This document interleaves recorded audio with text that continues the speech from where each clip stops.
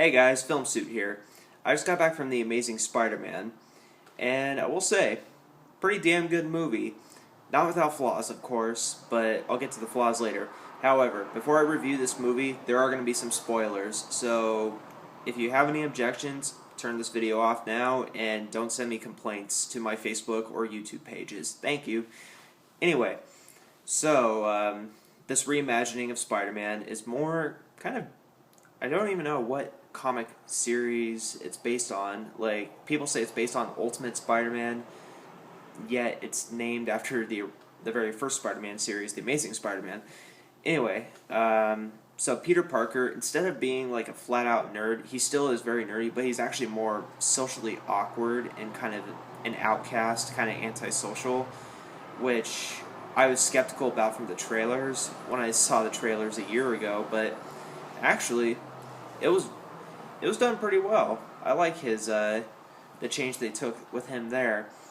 Now, there are also some other differences, like his main love interest, instead of Mary Jane Watson, it's Gwen Stacy.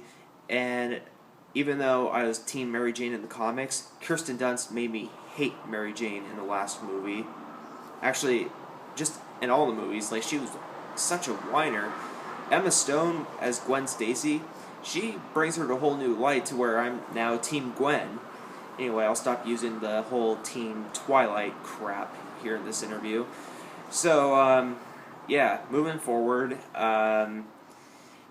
Peter, for most of the movie, Peter is trying to discover what happened to his father after his father left him with his aunt and uncle and disappeared years ago. He wants to know what happened to his father. And, he becomes Spider-Man, after he gets bitten by the spider, and after his uncle dies, after getting shot by a bank robber, etc. Now, there are some differences in how Uncle Ben's death plays out. Like, in the movies and in the comics, he was killed by a robber who robbed a clerk at this professional wrestling event, and Peter just let him go and said, "Sorry, not my problem." This one, it's different because there is no professional wrestling thing, although there's kind of a funny homage or reference to it. In fact, there's a lot of references to the old comics. Anyway,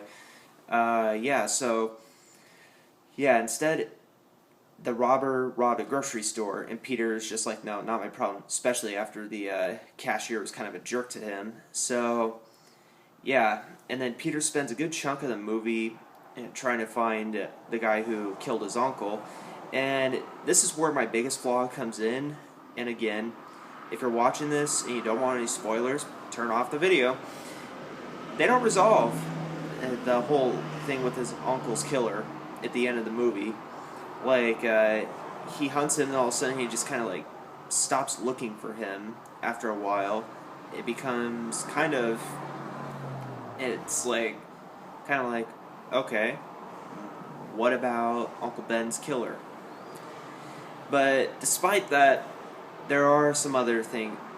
Actually, no, there are a lot of things in here, in this movie, that make up for that one big question. Like, for starters, Rhys Ifans, the cool blonde British punk guy who played Spike in that Julia Roberts Hugh Grant movie, Notting Hill, and he was also in The Replacements and Pirate Radio, or for my British viewers, The Boat That Rocked. Yeah, he is Dr. Kirk Connors in here, aka the Lizard, and I will say, he's great. Like, he did a really good job as the Lizard.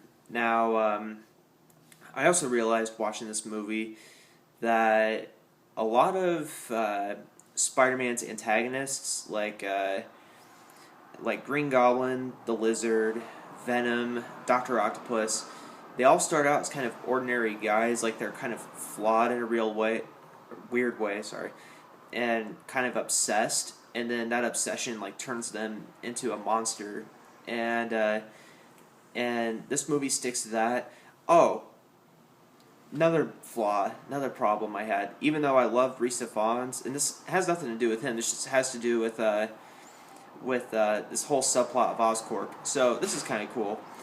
Norman Osborn isn't in this movie at all, but Oscorp plays a huge factor into this movie, and also Norman Osborn. There's talk in this movie because he has an assistant who wants the Lizard or Dr. Connors to help him invent this serum that will allow Norman Osborn to live longer because Norman Osborn's dying. And but the Lizard serum, the assistant, he decides to use it on these war veterans, and the Lizard, he goes to stop him and turns into a big monster. But then all of a sudden, it's like after he stops him, like on the bridge, like he doesn't kill him, like Spider-Man scares him off, but yet there is no talk at all or no mentioning about this assistant again. Like he disappears in the movie too. So that's my only other problem with this movie. Despite that and Uncle Ben's killer not being resolved, yeah, the movie is actually still really good. In fact, the way that it's written and structured, it reminded me a lot of Batman Begins because of the sense that, like, first half of the movie, like, the movie's roughly 2 hours and 10 minutes long. For about the first hour, Peter Parker's not Spider-Man. He actually is not even focused on being Spider-Man. He's just trying to figure out what it is up with his powers, and and he's just trying to figure out who his father. He knows who his father is, but he's just trying to figure out what happened to his father. So it's kind of a detective story. While in Batman Begins, the first half, Bruce Wayne was in training, and he was also trying to figure out who the main bad guys were, and who he can trust to be his allies, etc.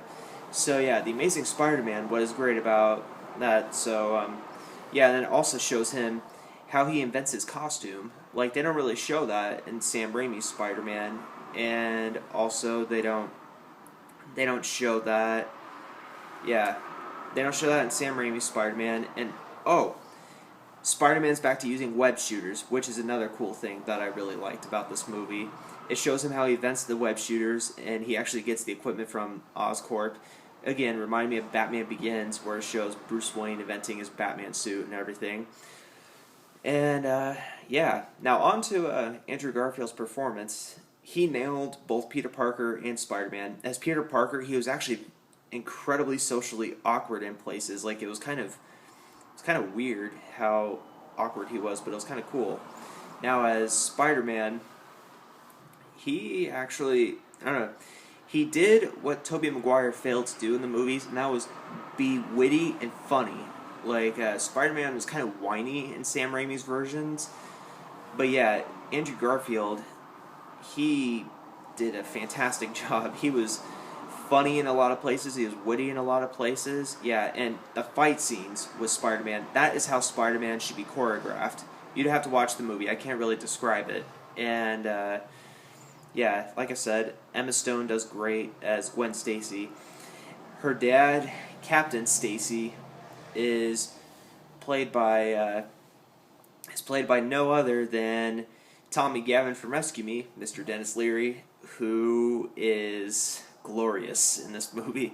I may be dramatizing that a bit, but no, he's cool. Like, he still has this very sarcastic sense of humor, but at the same time he's like the very grouchy dad, and he's kind of a cool cop, and like you can tell he doesn't like Peter based on a first impression at dinner, which is awkward yet hilarious at the same time. But at the same time, he knows that Peter knows more than he should, so he kind of has a certain amount of trust in Peter that he doesn't want to disclose. Wrong word. That he doesn't want to admit. There you go. And, Flash Gordon is in this. Not Flash Gordon, Flash Thompson.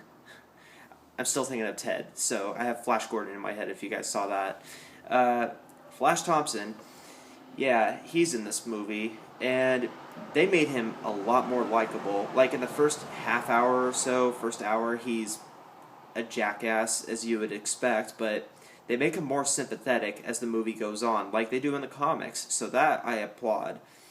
And also, one more thing, I'm just impressed that Mark Webb, who's the director of 500 Days of Summer, which I think is one of the best romantic comedies of all time, how he's the one who they chose to make The Amazing Spider-Man, and did a great job. I think that Mark Webb's career is going to go up quite a bit. He's really showing a good level of versatility with his filmmaking. And the 3D, I saw this in 3D. I would recommend seeing it in 3D. There's quite a few shots in that movie that I was thoroughly impressed, including the last minute or so of the movie. So yeah.